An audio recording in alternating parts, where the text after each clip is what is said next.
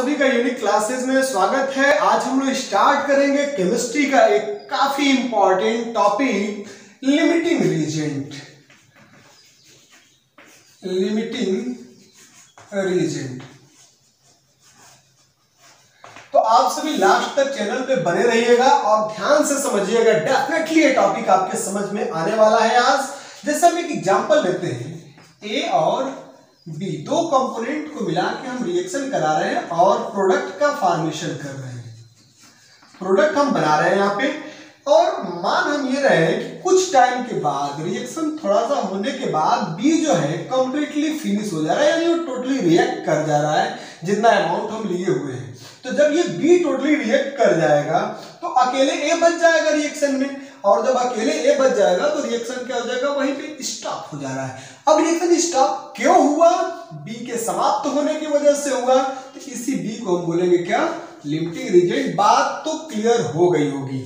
अब चलिए हम एक न्यूमेरिकल क्वेश्चन लेकर के इसको समझते हैं। जैसे मान लो N2 और H2 को मिला के हम अमोनिया का फॉर्मेशन कर रहे हैं, NH3, और आपके क्वेश्चन में दिया हुआ है 50 kg आपने लिया क्या, N2, और हाइड्रोजन का कितना लिया, 10 kg लिया हाइड्रोजन, और पूछा ये जा रहा है कि अमोनिया का कितना बनेगा अमाउंट।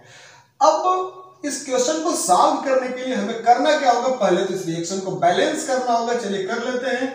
N2 3H2 और ये हो जाएगा 2NH3, जैसा कि आपने क्लास 10th में पढ़ा हुआ था। स्टेबिलिटी बैलेंस कर लिया गया।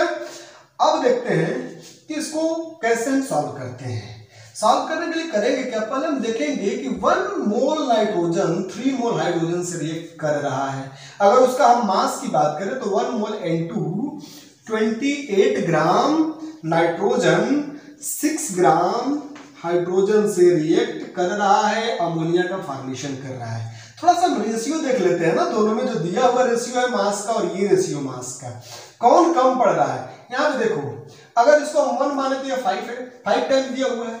अगर इसको 1 माने तो ये 4 पॉइंट समथिंग आएगा, मीन्स 5 नहीं आ पाएगा। आप समझिए, अगर इसको हम 1 मान रहे हैं तो 6 4 24, 6 5 35 टाइम से कम आ रहा है ना ये तो दिया हुआ तो 5 टाइम है, आज चाहिए हमें कम 5 टाइम से हाइड्रोजन और नाइट्रोजन और हाइड्रोजन का रेशियो। इसका मतलब ये कि ये फिनिश नहीं होगा रिएक्शन में, ये बचा रह जाएगा।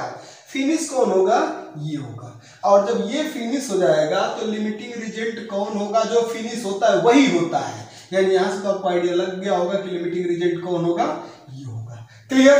अब हम चेक करते हैं कि इसका कितना मास इससे रिएक्ट कर पाएगा।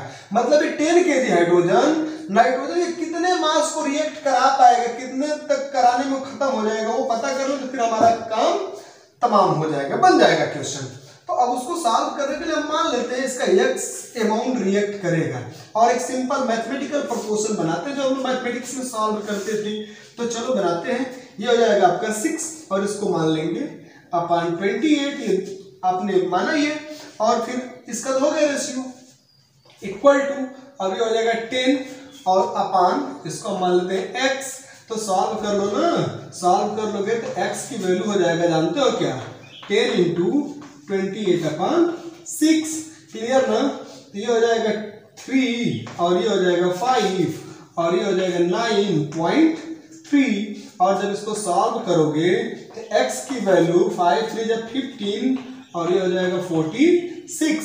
यानी अब यहां से एक बड़ा खुलासा हुआ, और खुलासा ये हुआ कि जो 10 kg था हाइड्रोजन 10 kg, वो 46.5 kg नाइट्रोजन को ही रिएक्ट करा पाएगा।